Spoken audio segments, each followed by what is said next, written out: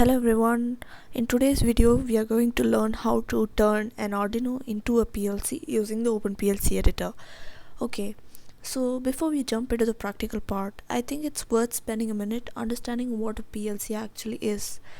You might have heard the term before, PLC or Programmable Logic Controller, but what exactly does it do? Well, if you look at any automated machine in a factory, there has to be something that's reading sensors and making decisions. That's essentially the job of a PLC. That's why PLCs are used almost everywhere in industrial automation. They are reliable, they are designed to run continuously, and they are built specifically for controlling machines.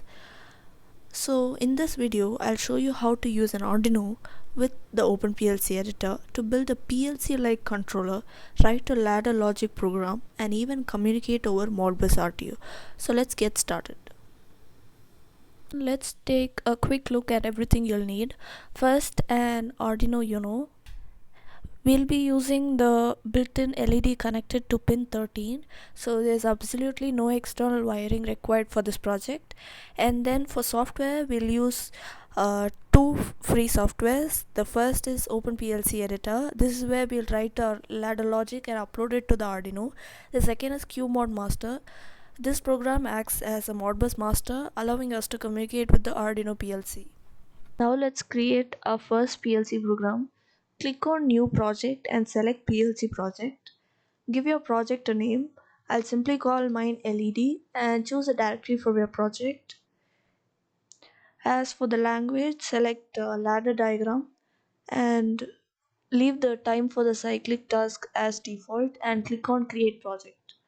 Go to the Configurations tab. Here we'll tell the OpenPLC which hardware we are using. Click Install additional boards to install our Arduino board and add from catalog. Click on Install. Once that's complete, go to the Configurations tab back and choose the Arduino Uno as the target device. Select the communication port where your Arduino is connected. Now let's configure the output pin. Locate the digital pin 13 from this list and select the type as digital output. This pin already has an LED built directly onto the Arduino board, and that's what we wanted. Now let's write our ladder logic. Open the variables table and create a new variable. Name it LED.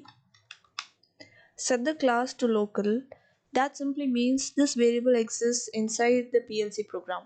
Next, set the type to bool. A boolean variable has only two possible values, true or false, 1 or 0, on or off. Now it's time to create our first ladder rung. Create new rung and drag one coil and one contact. Name both of them LED.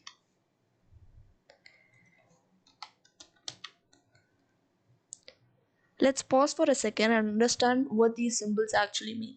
The contact acts like a question. It asks, is this variable currently true? If the answer is yes, power flows through the rung.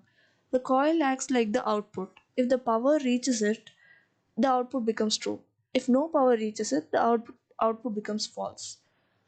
And also both the contact and the coil reference exactly the same variable here. The PLC itself isn't deciding when the LED turns on. Instead, another device will write directly onto this variable. A ladder program simply keeps that value active. Now let's make our variable accessible from outside the PLC. In the location field of the variable, enter %x, %qx 0.0. Let's break this down. The percentage sign simply tells OpenPLC that this is a hardware address. The letter Q stands for output and the letter X means it's a single digit bit. Finally, 0.0 identifies the exact output location. Think of it like the address of your variable. Whenever another device sends data to %qx 0.0, it will arrive directly at this LED variable. Later in the video, QMod master will write to coil 0, which maps directly to this address. Now let's configure communication. Open the Modbus settings and enable Modbus RTU. Before I enable this option, Let's quickly understand what Modbus RTU actually is. Modbus RTU is one of the most commonly used communication protocols in industrial automation.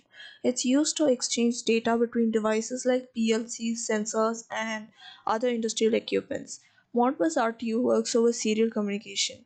Since we are using an Arduino connected through USB, OpenPLC creates a virtual serial port, allowing us to use Modbus RTU without any additional hardware.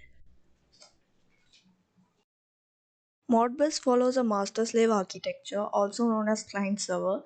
The master initiates every communication by sending requests, while the slave simply waits for those requests and responds to it. In our project, QModMaster will act as the master and the Arduino will act as the slave. Through Modbus RTU, the master can read inputs, read outputs, or write values to the PLC. This is how we will be able to control the built-in LED from QModMaster later in the video. Now that we know why we need Modbus RTU, let's go ahead and enable it. Next, choose a rate. I'll go with 115200 because it's fast and commonly used. You can use another rate if you prefer.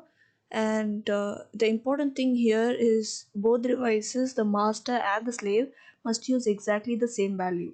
If the slave ID and rates don't match, communication simply won't work. Let's have the slave ID as default, and everything is now configured. So let's give build and upload. OpenPLC will generate all the required Arduino code automatically, and the generated program will be transferred to the Arduino.